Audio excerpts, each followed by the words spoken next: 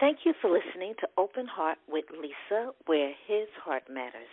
I'm so glad you tuned in, and for those of you who've never listened to my conversations that I have with these kind gentlemen who agree to come on, I just want you to know what Open Heart with Lisa is and what Open Heart with Lisa is not. Open Heart with Lisa is not a therapy session with a psychologist or a psychiatrist or a marriage counselor. I'm not either of those. But what I wanted to do and what I've decided to do was to create a platform where men can speak openly and honestly in an anonymous way about their issues of the heart. And I've been so fortunate to have some great guests on, and I'm fortunate enough to let you all know that the conversation is going to continue today with conversation number 4. And we're going to have this conversation with Kevin from Virginia. And if you've been tuning in, you know we've been speaking about a topic called forced out. And forced out deals with what happens when you're married and your wife no longer wants to be married. So today, Kevin, are you there? Hi, Lisa. I'm here. Yes. I'm glad you're here. Okay, let's get right to it because your story has been quite interesting and quite informative. And I want to start and pick up with this question. How did you feel when you had to leave your residence with your wife and she moved another man in the home? How did that make you feel knowing a man was going to be staying with your children? Well, let me just first ask you, before you even ask that, so I'll know and the audience will know. Did you, before the gentleman moved in your home, I think you said he moved in kind of quickly, had you ever had a sit-down conversation with him, a one-on-one? No, I never had a chance to meet him on no level whatsoever because everything happened so quickly. Within a 6-week period of time, I found out that she was seeing this person, and within 6 weeks, the sky came tumbling down. With me leaving, not just leaving because I wanted to, but as the topic says, forced out, not ordered out, that from just her standpoint, but forced out because there was no love. There was nothing that would keep me involved with her based upon, the relationship. So how did you feel then, knowing that this man was going to be... Lisa, can you imagine? I mean, it sounds a little strange to say living on a planet where there's no air, no water, no food. And I felt terrible. I mean, just to be honest with you, when you ask me how I felt, it's not a good feeling that you wake up in the morning with the same thing on your mind that you went to sleep with, and throughout the day, the same thing is on your mind. You're not concerned about anything. You're not concerned about nothing other than trying to figure out what went wrong or how to stop the pain that you're experiencing because of the love that has been lost. And that's the bottom line. It is the love that you once had that you no longer have. And to accept that is not an easy thing to do because, for me, it's not the material things that you might have, as a dog, a car, a house, or whatever. It's someone you love, which has more of a greater value than the material thing. So now, were you ever concerned? Because I think you had, I think your children were minors. So yeah. Was there ever a great concern that this man is going to be in the house with your minor, vulnerable children? You don't even know who he is. I mean, let's be honest. You don't know if he has criminal record, a pedophile. You know nothing about his past. Where did he come from? You ever have those just... It was more than a great concern.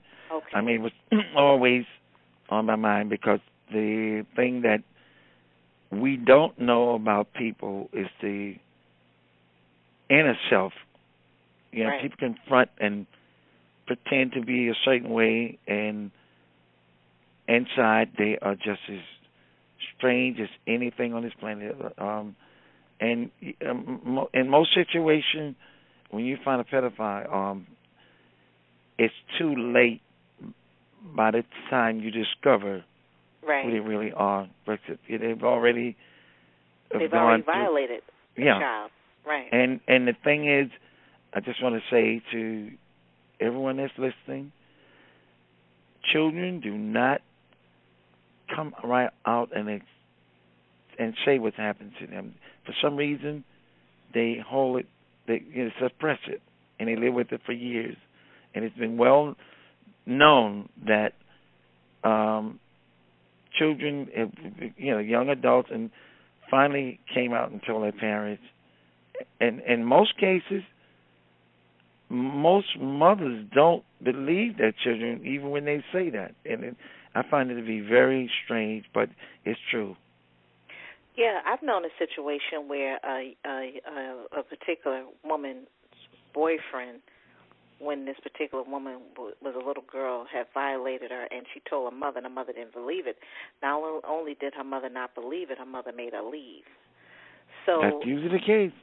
Yeah, the mother's it's usually so and involved.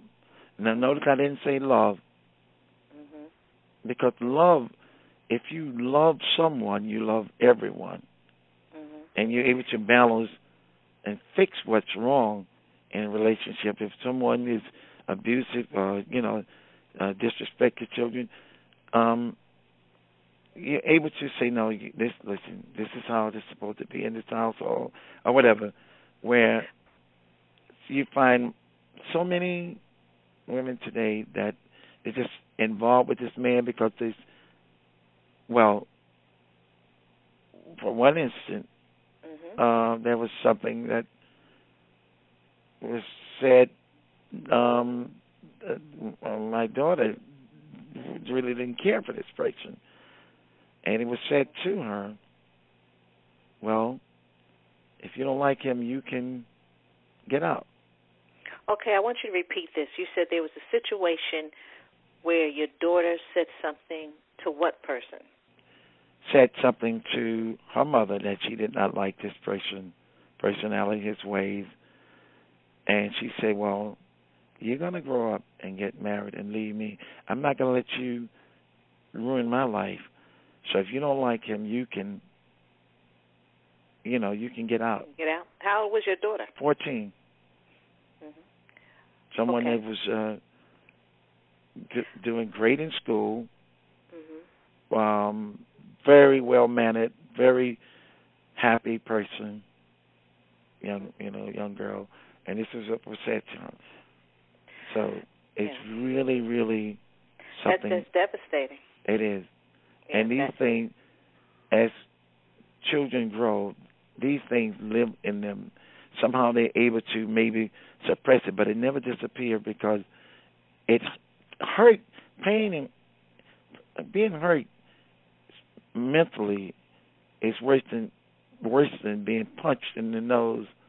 That goes away, and you might fight the person, you might stay away from the person, but psychologically, mentally, that is some of the worst pain you can have because you relive that. What happened to me in my relationship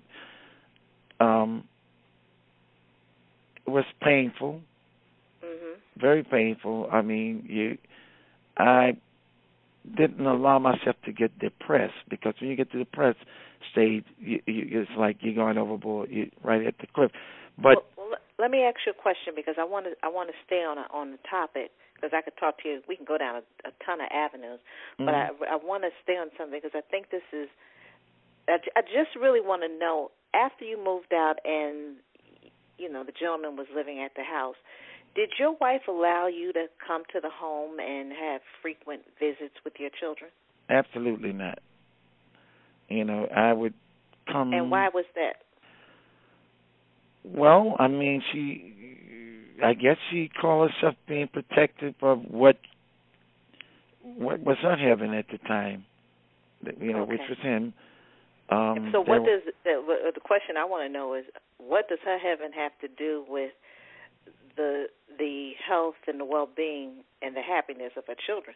Because she can have her. Well, heaven, she didn't but care at at the end that of the point. day, you still have children. Yeah, they need to see their father, right? Yeah, right. But the bottom line, when you look at it, and a person is acting, like that, then they don't care about nobody but themselves. They sacrifice. She was sacrificing her children for her own selfish reason.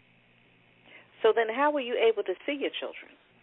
Well, like I said, I would meet them not in the home. They would come outside. I would drive up, and they would come out to the car. We would go wherever we were going to go to. And one time, for instance, I drove up, and she came out. She said, "What are you doing on this street?" I said, "Listen, I'm a taxpayer just like you. This is part of my street, too. This is not your property. This is, the street." Mm-hmm. So, being that she said that, I knew that she did not want me near her, and what she was. So the question is, was she angry with you? I mean, to say well, someone, what are you doing on my street? I understand maybe she wasn't angry maybe with the me. boyfriend, maybe she had a conversation with the boyfriend. I don't know this, but I'm just saying maybe he said he didn't want you in the house. I mean, I don't know, but I think that children first. Well, it could be what it could be that he did say, "Well, what is he doing around here?" or whatever, or maybe she was saying it. Yeah, I don't know, but what I do know, the response that I got from her, which was very cold and negative and mean-spirited. Because if when I would come there, it was always to give her something, or take the children, or take the kids out somewhere and stuff. So, okay. So you spent a lot of time with your. Well, let me say, you had visitation rights with your children. No, we didn't go through that. The visitation, like through the court system, you're talking about? No, not. It don't have to be through the court system. It could be an understanding that you had with her. She might have said, "Okay, you can see them 3 times a week." I'm not talking about court system. Was there an arrangement that you made with her? We really didn't discuss that. It just everything was fine in terms of me being able to see them up until maybe a year after she was with this person. And it was the month of October, November, December. For 3 months, I had a problem. Okay, so for 3 months, you had a problem not seeing them. And then after that, everything was okay. After that, everything was okay. Okay. In the beginning, it was okay.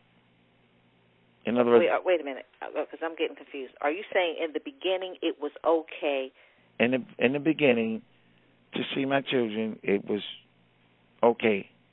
And after they had been together for about a year or so, it got strange. Like I remember it was the month of October, about a year later, and from October, November, December, I wasn't able to see them. We were talking on the phone and stuff like that. So I never did figure out what was going on. So what did she say? You can't see them? Well, she was just making it, yeah. And so one of the things that, and one thing is funny, Lisa, as we talk, I just realized I did go to court for visitation right. Oh, okay. I just realized that. You see how sometimes you forget because there's so much going on. So I did go, and what happened, there was no really court proceeding that followed after I did file that affidavit, whatever it is. Okay. Because it went back to not having a problem to see them. Okay, so then she allowed you. So she allowed you to start seeing the kids again, your children. Oh, yeah. Okay. All right. Did the gentleman who lived with your wife and your children, did he ever discipline your children? And verbally, was he? Well, was he a disciplinarian? discipline. When you say discipline, in terms of what level? In terms of. Well, there's some people I know who've been in a relationship with men, and they don't allow their. They've not allowed their boyfriends to ever say anything to their children. Let's say if the child is doing something wrong, the boyfriend knows he can't say a word. So there's never a thing of the boyfriend saying, "Listen, don't do that." I had no really. Well, first of all, he was not a good person. He was not a pleasant person. Why do you say he was not a good person? One of the things he did, my son had a couple of basketball trophies, and he just ripped them apart for whatever reason that was. How old was your son about? I think he's about 11. And he ripped them apart. He just destroyed the trophies, broke them up, And why did he do that? To say why, it's not even. Not answering the question. I'm just saying. I'm just thinking like that's a little boy. Well, why would you have a little boy's trip? Right. That's his pride and that's joy. The little kid, The answer to that would be: is you're just an evil person. Okay. Mm-hmm. You understand? No matter what goes on with a child, if they need discipline, they act a little bad, or this and that, you don't go to that level. No, you don't. That's why I said, well, why would he do that? Because, first of all... Well, then I would just say the answer to why is just that you're the straight-up devil. Right. An evil person. And how did you find out about that? My daughter told me. Okay. It's the crazy... Well, let me ask you a question before you move on. I just want to say one thing. Wait one second, Kevin, because I just want to know this, too, and I'm going to let you talk. What did your wife say? Nothing. Nothing. Your wife knew that her boyfriend, destroyed your son and her son's trophy, and he's 11 years old, and she said nothing? Nothing. Okay, so you can go ahead and put the stamp of approval on it. In other words, here's someone that is abusing your children, and for the sake of what you call love, you become a silent person to keep that in motion. And I find that to be very, very. I would have had a problem. Yeah. that would work me. He'd have been out the door. Well, listen. They were on their way someplace for a drive, and they stopped at a gas station, and the grandmother was in the car. And now, when you say grandmother, is that your mother or your wife's mother? My wife's mother. The children. Okay. Yeah, you're right. So anyway, she was talking to my daughter, and this guy tells her, "Shut the so and so up. No, you talk to me. Just crazy out." So when my ex-wife came back to the car, my daughter told her, and she said nothing. And all her mother did was just sit there and cry. So she was involved in a relationship. Maybe she was scared of him. Do you know if he ever hit your ex-wife? No, I don't think he did. Okay. Did you ever ask her? I'm just curious. You ever ask your wife? It might appear that it seemed like a person sometimes is scared of a person, but when you weigh it and you look at it, it's because they just don't want to be lonely. Well, that's the bottom line. Right. Let me tell you something. I mean, because if she was afraid of him, there are many, many, many avenues you can go to protect yourself. I mean, it's just that simple. and he never hit her. He was just intimidating to her, which she allowed herself to be controlled by that. When you don't stand up and for yourself and your children, well, you just, it's like you take a remote control and operate your TV or whatever. And you're talking about your wife not standing up. Yeah. Right. Right. Well, Absolutely.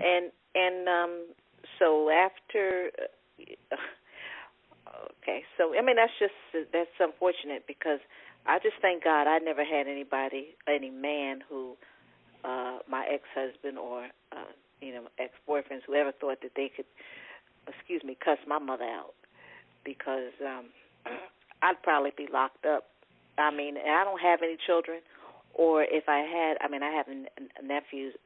Anybody who would have destroyed my nephew's pride and joy, his trophy. My nephew's 11, and just hurt him like that. And for me, it would be a problem. I know everybody's different. But for me, it would be. We had a few Renee's on the phone. I would call out, and who is with you? Your wife or the wife's boyfriend? The boyfriend. Okay. I was talked to him on the phone in regard to what my children were telling me certain things, and my approach was very peaceful. Explain to him, listen, I understand you're there, whatever, but these are children, and to be honest, Lisa, I truly believe that if you find a person that is fit, I'm just simplifying it by saying fit to be in a household with children, and they have the right attitude and right mindset, then sometimes children need to be in line with what's right. It can be, right. I'm not against that. I'm not against a person. When I say discipline, I don't mean physically. I know what you mean. Okay. You're basically saying, I want to sum it up. If your wife had a gentleman living with her like she had, let's say, God forbid, your daughter was doing something that wasn't right. Let's say she's turning the stove on, playing with fire. You wouldn't have a problem with him saying, listen, don't do that. No. Right. Not at all. Right. Okay, yeah. So anyway, I would talk to him a couple of times, and he was, very nasty, very arrogant. So it made me hang up the phone and put the pedal to the metal, or however you say that, 100 miles an hour to go there to catch him. Because it wasn't just him. Because I never ever interfered with her personal life. Not one phone call have she ever gotten from me concerning her personal life. It was 1,000% always with the children, what's going on with them, what they need and whatever. And you never interfered with her personal life because? Well, it was over. Okay. And some people on this planet say it's over, but to give it up, you have to give her the freedom to sleep with, to be with, to eat with whomever she wants. Because if you don't, that those memories of being with someone is going to stay with you. And to truly get over it, you just have to accept it and not have anything where you're wishing and hoping something bad happened to her. I'm happy. You got to let it go. That's all. Yeah.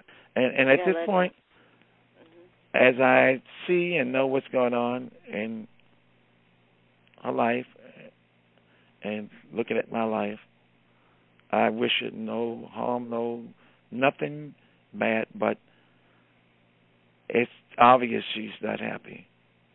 Well, let me ask you this question. Although after you all had separated during the years of your during the years of your divorce, did you ever become really good friends that then you would come together and do things with your family, with your children? Well, here's the ironic, the weird, I'd say weird, but the funny side. After we separated on my birthday, she would take me out. I would take her out on her birthday. It has a kind of funny twist to it. It's like she never really gave me problems like you hear about when people separate. Wait, now that she took you out, is this when she's still with the guy, the man who moved in? The man who moved in when she was living there. Maybe after about 3 years after that. Even before. Yeah. See, now this was after because we were separate. She would take me out for my birthday. No, the question is, was she still with the gentleman that she had allowed to move in with her? Was she still with the boyfriend, and then she would take you out? Okay. Yeah. All right. So you all had resolved some issues, and you started becoming... Well, yeah, we resolved some issues, but, speaking on my behalf of what she did and stuff like so side, on her side, that where she was not weird, crazy, evil person in terms of many things and how we correspond. Okay, so did you over the years, let's say, and I think it's been a number of years, do you consider you and your ex-wife friends?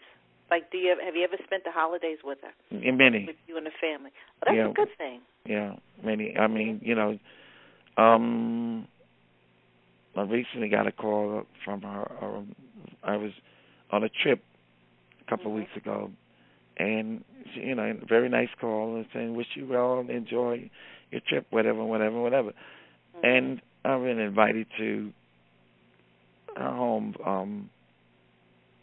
for Christmas, for Thanksgiving, which I've gone to.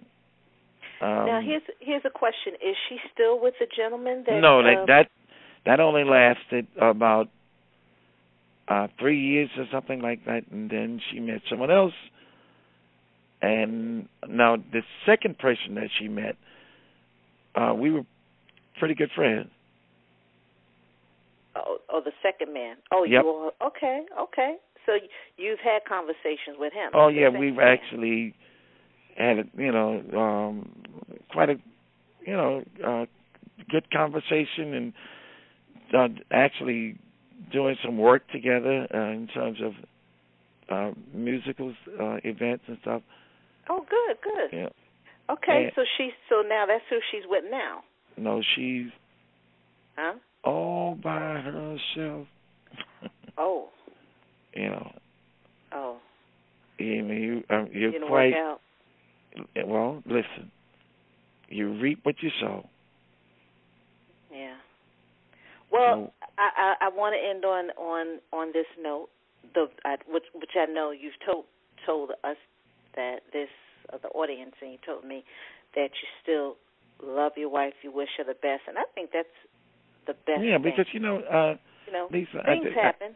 Yeah.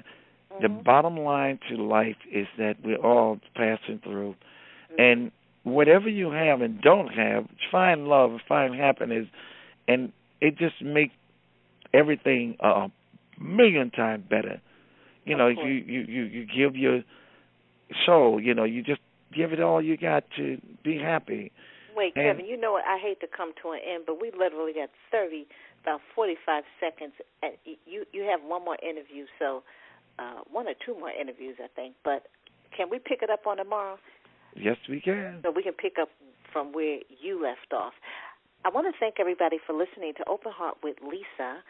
Thank you, Kevin from Virginia, for being so honest like you always are and just sharing your heart. You can follow me on Facebook, Open Heart with Lisa. Go to my blog, www.openheartwithlisa.com. openheartwithlisa.com or go to my YouTube channel, Open Heart with Lisa. Once again, thank you for listening to Open Heart with Lisa, where his heart